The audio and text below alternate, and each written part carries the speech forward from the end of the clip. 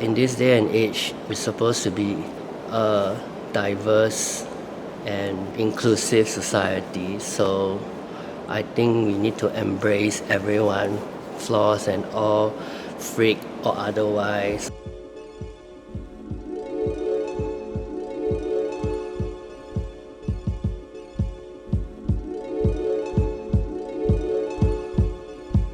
I think the idea of being a freak right now is more urgent than ever, right? So I think that there will always be acceptable ways to be different. We will always find ways to sort of wrap difference into the mainstream and wrap difference into what is popular culture in a sense. Popular culture has this desire to always eat up different things that are different. It becomes even more important that they're celebrated, that we find ways to include them and not to sort of sandpaper away the parts of what is difficult and different about them.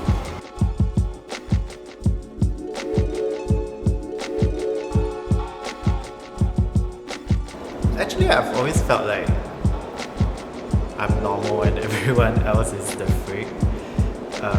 Same, exactly the same. I mean, I never knew I was different until people treated me differently. Growing up in the 90s, growing up in early 2000s, being different was shamed upon, right? It was one of those things like if you were different, really go to the back of the bus, sit there.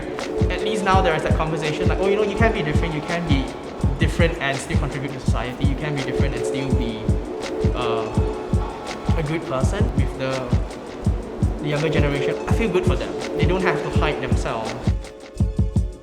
With people like Bobby, he helps push this sort of freakdom. I think it's definitely changing.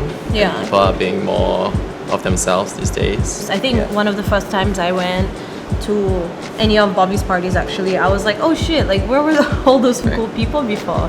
They all just come together in one place. It's like magical energy. Bobby's like a god fairy of all the freaks. Godfather. Godfather of freaks.